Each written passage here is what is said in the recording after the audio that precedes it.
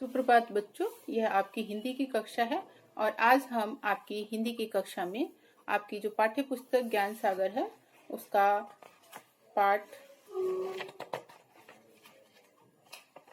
11 का प्रश्न उत्तर का कार्य करेंगे और साथ ही हम हिंदी व्याकरण में आने वाले आपके मुहावरे, पर्यायवाची शब्द, विलोम शब्द और अनेक शब्दों के लिए एक शब्द, अशुद्ध, शुद्ध शब्द आदि का कार्य भी करेंगे। ठीक है, तो हमने इसको पढ़ा भी है, इसका अभ्यास कार्य भी कर लिया है। ये जो पाठ है स्वामी रामतीर्थ जी के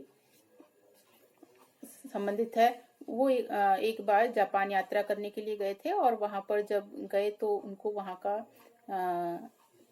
के लोगों की ईमानदारी से बहुत खुश हुए थे, क्योंकि वहाँ के लोग जो हैं वो किसी का सामान किसी का छूता नहीं था, किसी का कोई सामान चुराता नहीं था। एक बार उनका सामान कहीं छूट गया था तो वहाँ के किसी व्यक्ति ने पुलिस को वो सामान दिया और पुलिस ने उनके जहाँ पे निवास स्थान था वहाँ तक उनके सामान को पहुँचा दिया।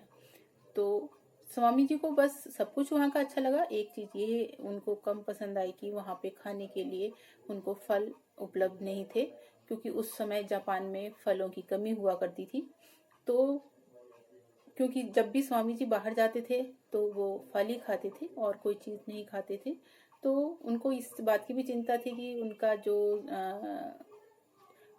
जो वहाँ पे उनको रहना है वो किस प्रकार से उसको पूरा करेंगे, क्योंकि फल उनके पास बहुत थोड़े से रह गए थे।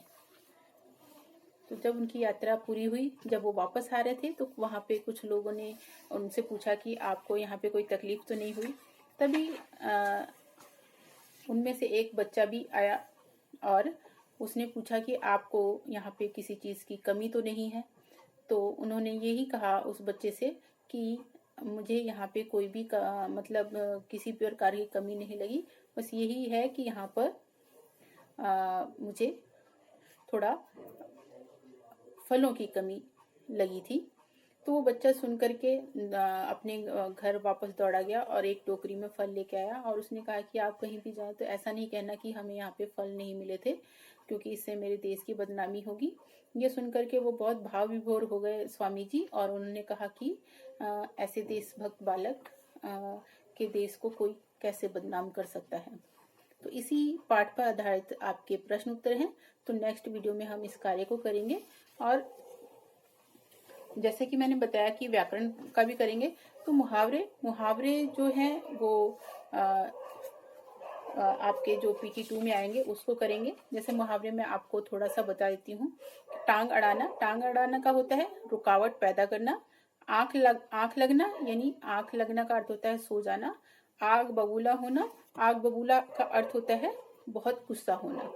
तो मुहावरे में आपको अगर अर्थ पता है तो उसका वाक्य आप बहुत जल्दी आसानी से उससे संबंधित वाक्य बना सकते हैं। ठीक है, आगे आता है सामान्य अशुद्धियां। सामान्य अशुद्धियां यानी हम बोलचाल की भाषा में कुछ शब्दों को गलत तरीके से बोलते हैं, तो व्याकरण में हम उसका शुद्ध रूप से लिखना सीखते हैं।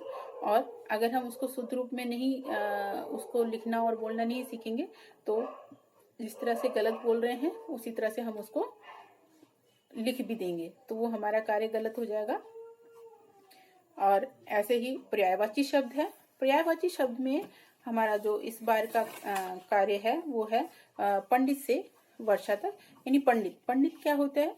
पंडित विद्वान होता है और धीर होता है, कोविद होता है और मनीषी होता है। ये उसके पर्यायवाची हो जाएंगे। सैनिक क्या होता है? रक्षक होता है, सिपाही होता है, योद्धा होता है। ये इसके पर्यायवाची हैं। सुबह का अर्थ होता है प्रातः, सवेरा, भोर। वर्षा बरसात, बारिश, बरखा।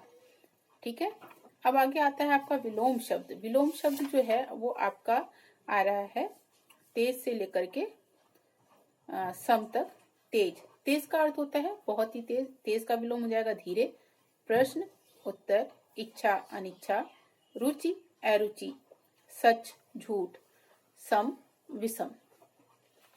और आगे है आपका अनेक शब्दों के लिए एक शब्द। तो अनेक शब्दों के लिए एक शब्द में आपका